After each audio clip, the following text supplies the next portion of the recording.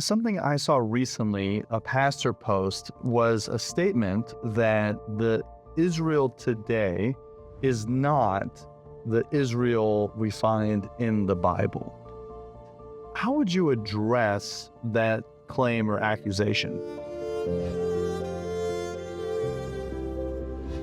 I had a funny quote. There was a question asked of Dr. Walford once at a debate, and they went through all the details of it, and they finally said, "What do you think, Dr. Walford?" He's wrong.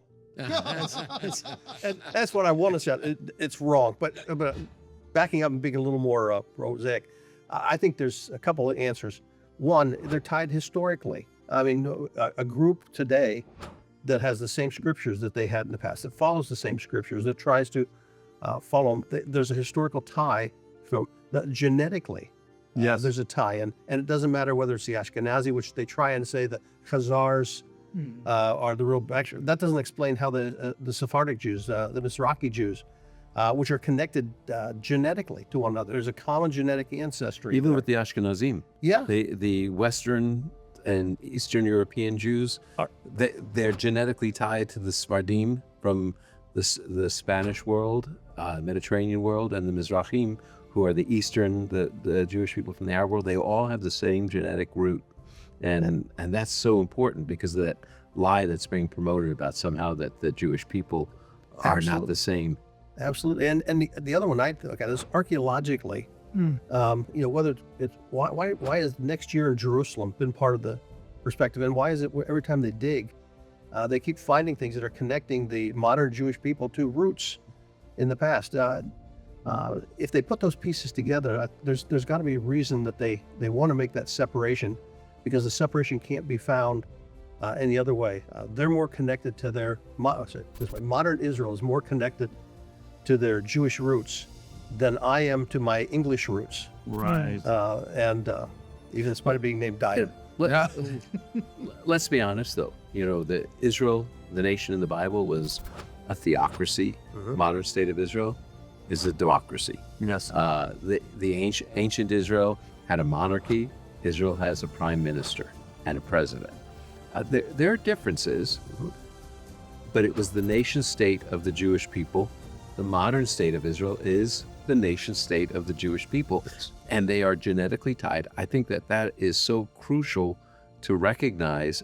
And one of the reasons that people say, well, how can you know that Jewish people today are still the Jewish people of the Bible? I have a one-word answer: anti-Semitism. Because think about it.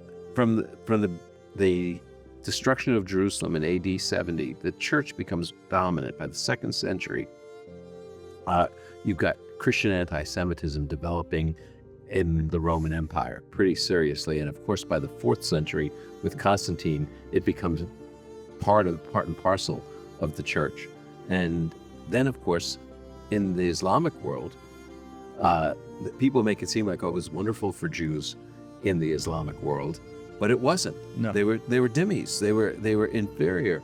All these things are true, and so there was no great movement of people who were not Jewish who said, you know what, we'd like to adopt this identity and become the Jews. We want to be the persecuted. Yeah. We like for everyone else to hate us. Like, we're signing up for that. I mean, really, when you think about it, it's ridiculous to think that the Jewish people today aren't tied to the Jewish people of the world because of the past. Because who would want to do that to yourself? Who wants to make yourself subject to this kind of hatred that has been prevalent all over the world where Jewish people have lived? Yeah. Okay, so in your opinion, then, why are people making this claim? What is it an attempt to do, and why is that?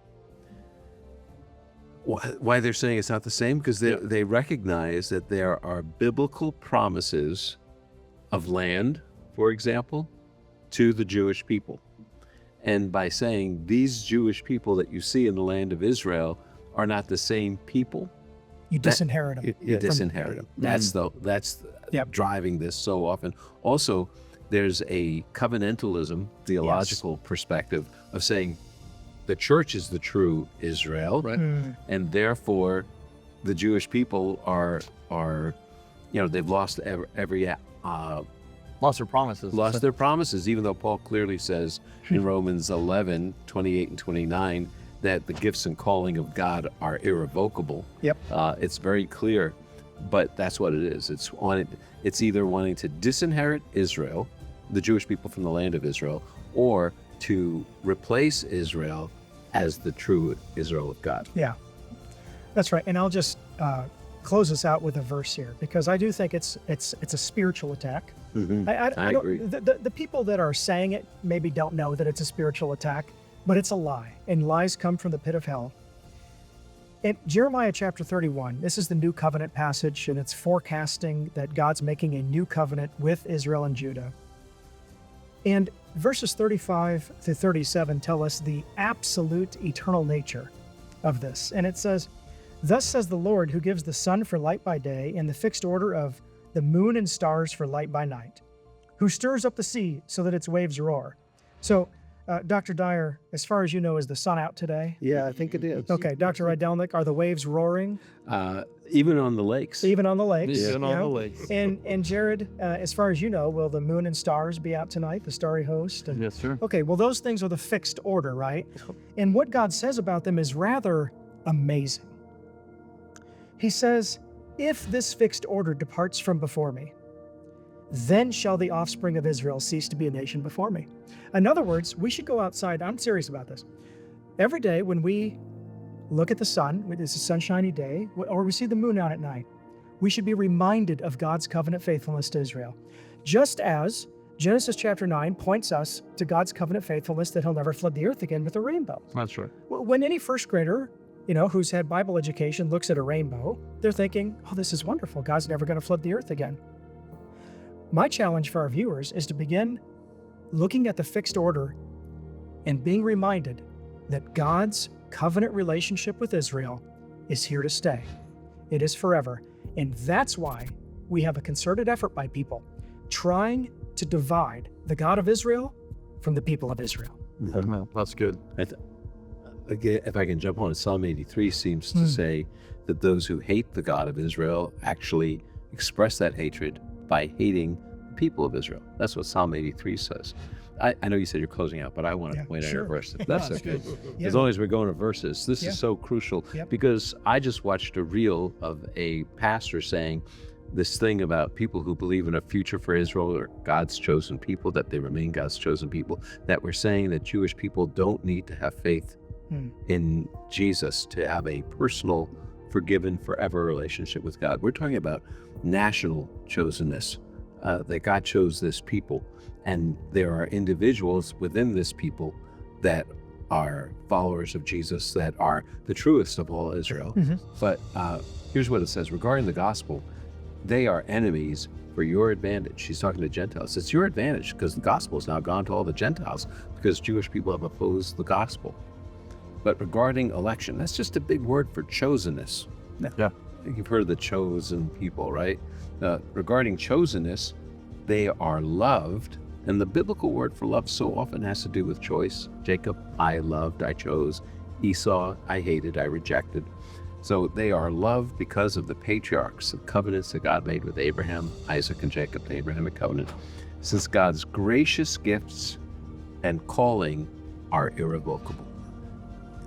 The gracious gifts of God are mentioned in Romans 9, verses 4 and 5, including the covenants and the promises, and all those things are irrevocable. If we could revoke that, these promises that God made to Israel, then we could revoke our salvation. And we can't do that either. Nothing will separate us from the love of God. That's why Romans 9 through 11 is here, is to say, hey, you're secure because Israel, God's going to be faithful to Israel. That's how we know he's going to be faithful to believers in Jesus. Amen. Amen. Thank you, gentlemen.